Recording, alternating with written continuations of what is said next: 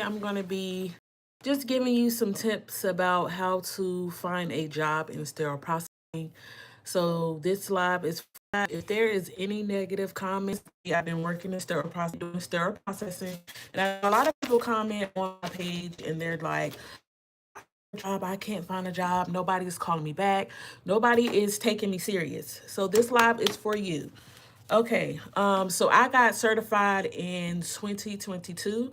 I started working in 2021 and I got certified 2022. For jobs, frustrating it is to go on a job interview, to thinking you're getting a job. You go through all these interviews and you don't get no response, no call back. Or the most thing that I really hate is when you apply for a job and you like, yeah, I know I did good or not on their interview, and you get a email saying, sorry, we went to other applicants. So this live is for you. Like I said, I didn't have a lot of jobs that rejected me because I only applied for one sterile processing job and I got the job. How that made me feel, y'all. And like I said, I got my notes down here. If you're applying for sterile processing jobs and you're not getting any call back, I know that you are discouraged. I know you want to give up, but please do not give up because, y'all, this little piece is just sticking out. I'm taking my hair out today. Jobs will call you back. You just have to show, like, you know what you're talking about. We're going to be talking about resume. We're going to be talking about cold calling. We're going to be talking about what's on your resume, where places to look for jobs. We're going to be going all of that today. Y'all, I cannot talk today, okay? I got brain fog and y'all know what it is. Okay, so covered that. All right, so I know a lot of people ask like, why is it happening? Why am I not getting a call back? Why am I not getting the jobs that I want? First of all, hospitals want somebody with experience. Sad to say, it's like how I'm gonna get the experience if you don't hire me. They want you to have the experience now before you get in. It's very few places that'll take you without certification and without experience. That's why I always really encourage people to self-pace, at least self-pace. So when you put on your resume, you can say, I'm self-paced learning. They would like to see that other than you have no experience, you have nothing. They prefer internal hires. I always tell people too, try to get into the hospital. Try to get in because they love hiring people from different departments. I know at my last job, we had hires that were coming from like EMS, which is like housekeeping, um, different departments, y'all. So just try to get your way through sterile processing, like just doing other jobs. Um, HR filters people out, filter people out. So this means like, what do you have on your resume? If you don't have the key things that they're looking for on your resume, they're not going to pull your resume for an interview. They're not. They're simply are not going to pull your resume. So you need to go onto the job description, see what type of qualities they are looking for, and you need to add this to your resume. When you add this to your resume, it's going to automatically get picked up by HR. HR uses like this, I guess it's like maybe AI now, to where everything is filtered. If you don't have the keywords, your application is pulled. So just do that. That's going to increase your chances of getting hired. Some listings are fake. You have to realize that it's AI and it's scams out here. I get a lot of messages a day saying, hey, we got a position, da da da da da. It's a lot of scams out here, so just be careful. You got people out here that's posting job interviews that's trying to traffic people. So just make sure like the hospital and stuff is legit, because not all job postings are real. They won't cheat labor, okay? You might say that your starting pay on on Indeed is 25, 26. If they see that, maybe 27. If they see that, they like, oh no, that's too far out of our range. Yeah. All right, so let's go on to the next thing. What actually works for trying to get a job job in sterile processing. Apply in person. I don't know if they have this at all, but sometimes they have job fairs where you can go to the hospital, apply, and try to get hired. It's all about getting your face out there and networking. So maybe go in person to apply for a position. Maybe they have, I doubt if they have hand applications, but there are a lot of places that are doing in-person interviews, job fairs. So try that route. Use recruiters. You can go to LinkedIn. I think LinkedIn have recruiters on here where they'll try to like find you jobs. Go to LinkedIn. Try to find a recruiter that can find you a job. Even with like traveling, they have recruiters. So try to go that route. Follow up. After interview, follow up with them. See, like, hey, I had an interview. I just want to make sure that everything was okay. Have y'all chosen a candidate for the position? I already said LinkedIn. Call SPD managers. I talked about this before. Cold calling. If you don't have the experience, then you can just call and say, hey, look, I'm trying to see if I can get my feet in the door. Can I volunteer? And most of the time, like if you come in and you volunteer and they like you, most of the time they'll give you a job. 9 times out of 10, if you come in there and you volunteer, once you get your certification, they will hire you. Try smaller hospitals. So I know a lot of people, they want to start off on these big hospitals that just huge. So I use for example, Duke University. Duke is a huge hospital. Start off with smaller hospitals, somewhere where you can get your feet in the door and you can gain that. Let's see. How many jobs are you trying to? That's what we need to know. Are you consistently applying for jobs? Um, let's see. And then I got my notes here, y'all. So another one is you can go through the program. So if you go through the programs, sometimes they offer to where you can get linked up with different hospitals.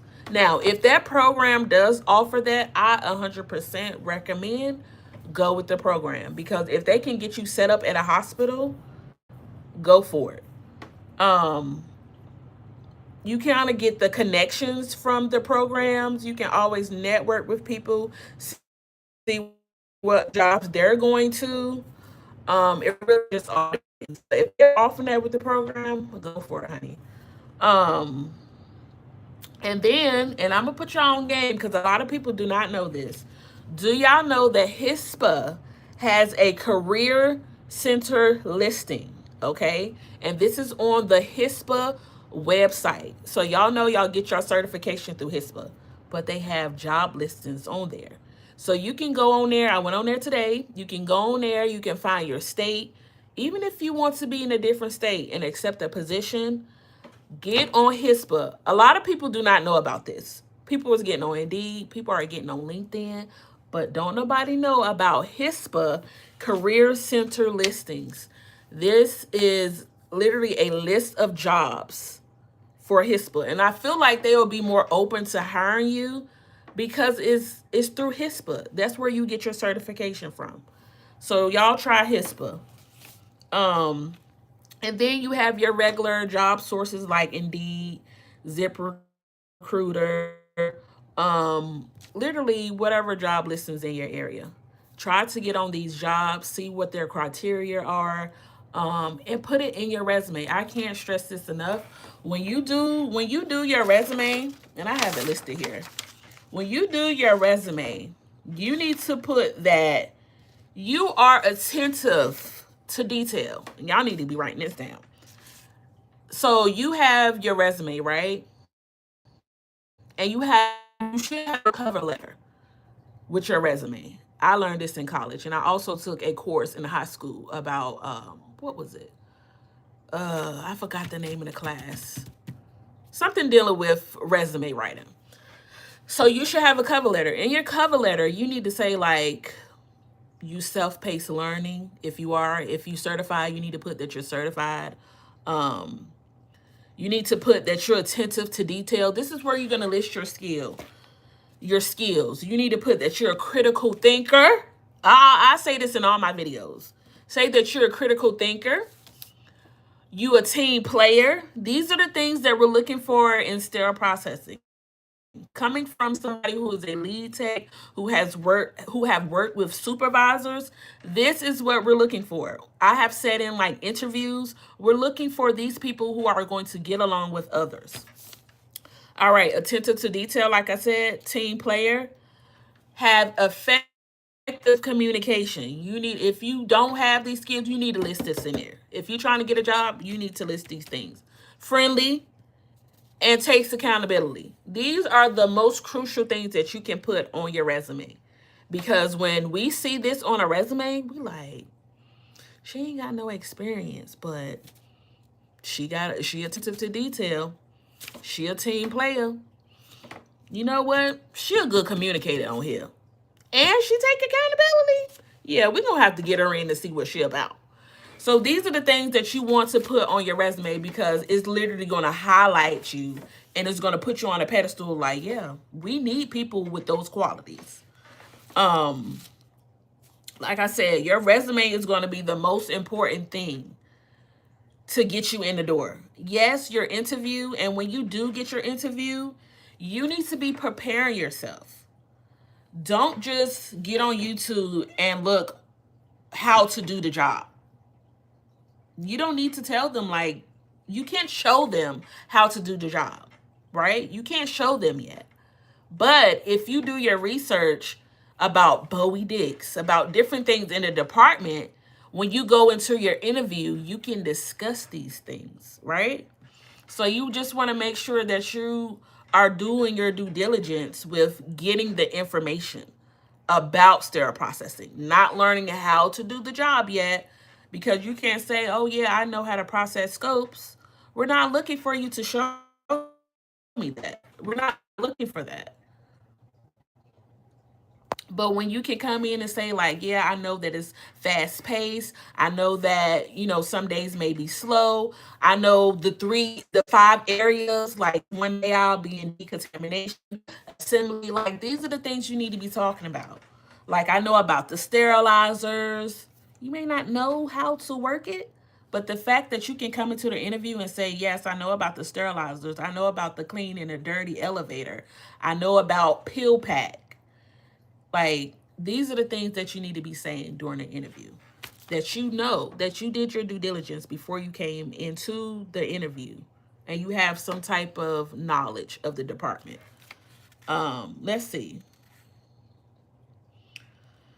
I did say cold calling. So just like calling the manager to inquire about openings and express your interest, even if none are posted. So I know a lot of people get discouraged because they like, oh, I want to work at Centera, but I don't see any listings. Do you know what I did? Let me tell y'all what I did with my job now. At the time, they didn't have any positions open. You know what I did? I sent the email. I'm like, hey, my name is Brianna. And at the time, I think I had like 2 years of experience.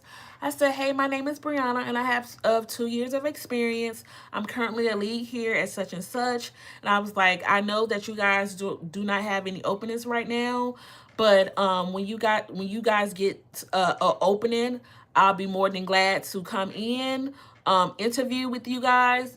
When I tell you, when a position open up, why the lady emailed me? She emailed me because I sent a email. A lot of times, just because they don't have the position open, still call them, because when they do get a position, they're gonna be like, yeah, I remember it was a girl that called a couple of months ago. Let's see if she's still interested. So just cold call, y'all. I know y'all might not want to call, but just do it anyway. Um, let's see. I think that was it, y'all.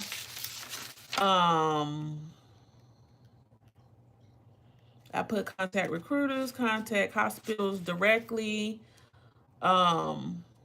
Tailor your resume It's a write a strong cover letter explaining why you're a good fit, which I said, put your skills. Why you are a good fit for sterile processing. What challenges have you had from your last job that's going to be good in the sterile processing field?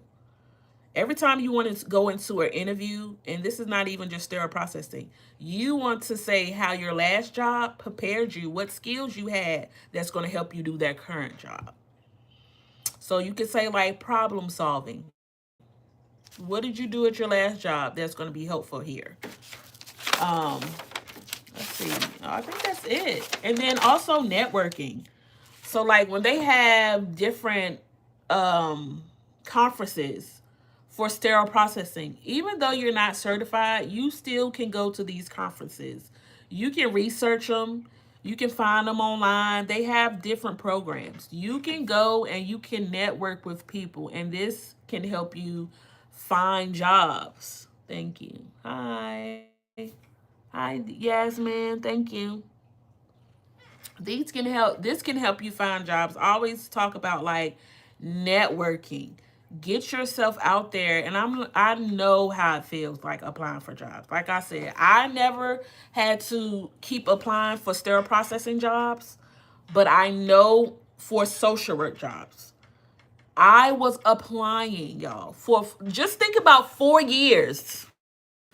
I went on, I feel like an expert now at interviews. And it wasn't even just like North Carolina was very competitive. So like getting into the door, you needed to have your master's. And I'm like, so I know how I feel. A lot of people come on my comments and like, I can't find a job. I've been applying for all these jobs. I can't find it. Y'all just keep applying. Don't give up. Keep calling.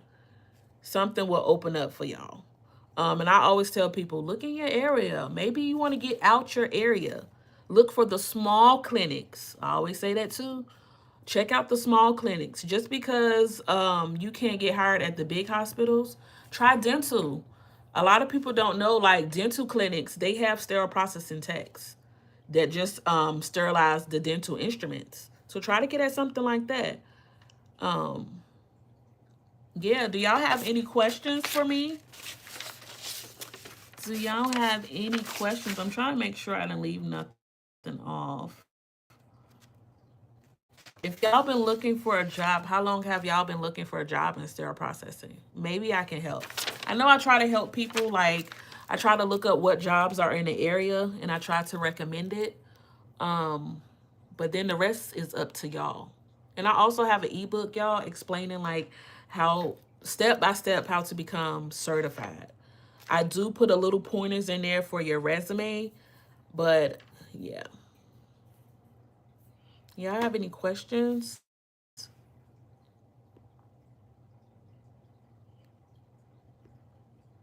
Yeah, I just got off work and today was not bad at all, actually. We had 10 cases today. I think 10 cases. The girl in decon, she said she needed to take her break. And I'm like, girl, I always recommend if you are working in I don't care. I don't care how busy we are. I'm taking my 30 minutes.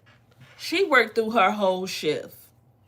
And I'm like, girl, why didn't you tell me I would have came back there? She worked her whole shift. So today wasn't that bad at all, but it was 10 cases. Mostly everything comes out like on the evening shift. So yeah, during the day, like if you work during the day in sterile processing, y'all know that phone ring 24/7. 24/7. I feel like that's why we can never get no work done. If you are thinking about working in the day shift, or if you're working the day shift, you know that phone is gonna ring, ring, ring, ring, ring, ring, ring. Somebody need this, the OR need that, the other clinic need this, they can't find this, and something wasn't on. It's always some stuff. It's always some stuff. From 2 to 10, I didn't know who I was. I had extra time to go into work. And then I'm like, but a little bit of stuff coming out, it was chill. I really enjoyed the 2 to 10 shifts. And I feel like if I didn't have a son, I definitely would be working the 2 to 10. I want to start looking, but I know I'll be making less than I am now, starting out. Yeah, you really, and then some jobs will really work with you. Where was you working before? Are you the one that's working at the warehouse? If I'm not mistaken, are you currently working at the warehouse? Yeah. And are you certified? Because maybe you can go in asking for more if you're certified. Or are you thinking about getting certified? Let me know. Yeah, today was just busy. 20 plus years in retail. Ooh, yeah, that's a long time. That's a long time. I don't know why I thought I was working at the Red House. Yeah. I would just, I mean, you can actually apply. Have you seen like the starting pays for the jobs? Sometimes the pay is not accurate. So I would just verify that that is the starting pay. Oh, you finished your program. Okay, so maybe you can come in negotiating more money.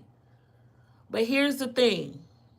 It may start off low, but it's always room for growth and for you to, you know, elevate and get paid more money. I would definitely go in asking for more. What state are you in? And what was the starting points, if you don't mind, for the programs that you were seeing, for the jobs that you were seeing? What was the starting pay? Because you definitely probably can go in and negotiate if you did the program. Did you sit for the test yet? How was the test? I wish I would have did a program, y'all. Because I feel like I would have had way more knowledge. I feel like the people that took the program, they start off with way more knowledge than somebody who's self-paced. And it probably take me, what, a year or two to learn what you learned within your program within 6 months or something.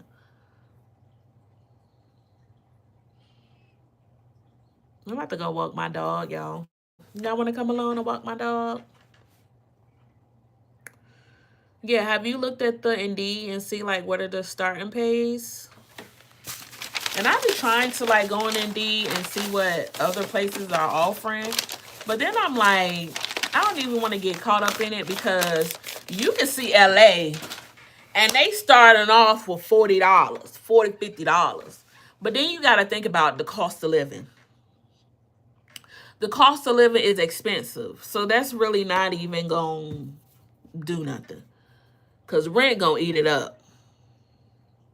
Still studying for the test. Okay.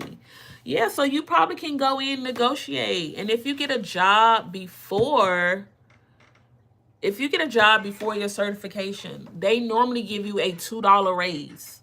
That is like the maximum. Honestly, the minimum. A $2 raise. So if you're going in making what, $18, they're gonna give you $2, which bump it up to $20. Which I know in this economy is still low. And then for the amount of work you're gonna be doing, low. Y'all, I can't believe I was doing all that work for that little bit of money when I first started off. I started off, y'all, with $14. $14. That's crazy. All that work I used to do. All that heartache, all that crying I used to be doing. I live close to ATL, so I know there are places I can apply. Yeah. They always got jobs out there now.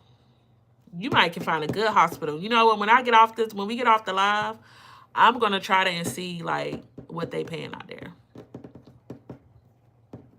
Yeah, but I don't know. That probably won't equate to 20 years in retail.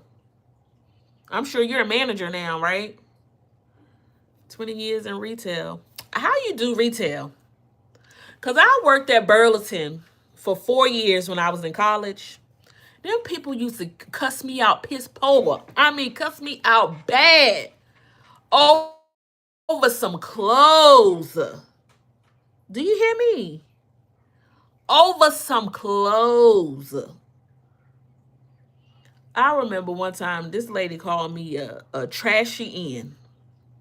And I'm like, cause you switching tags and I'm doing my job. Y'all, they used to come in, return clothes that they wore, try to return used drawers. And I'm like, ma'am, I cannot return this. You can, they used to bring in white t-shirts that used to be stained up, that was bleached. You know you had it for a while. Yes. I used to get cussed dirty. So I know how hard it is in retail. When I tell you I used to be crying. Cause I used to want to bite somebody's head off. I used to be crying so bad. Cause I'm like, I can't do this no more. Y'all doing all this over some clothes. I cannot. I will never understand. Why do you come in and you have an attitude over some clothes? I'm like, yeah, our generation is really messed up. And you know what? It wasn't even the young folks. It was the older people. I know you got some stories about people in retail. I know you do. Yeah, so I knew in college that wasn't for me. In social work, y'all, I was burnt out left and right. I love coming home, not doing no paperwork, not doing no notes, no clients calling me. I'm on call 24/7. I don't have to worry about that.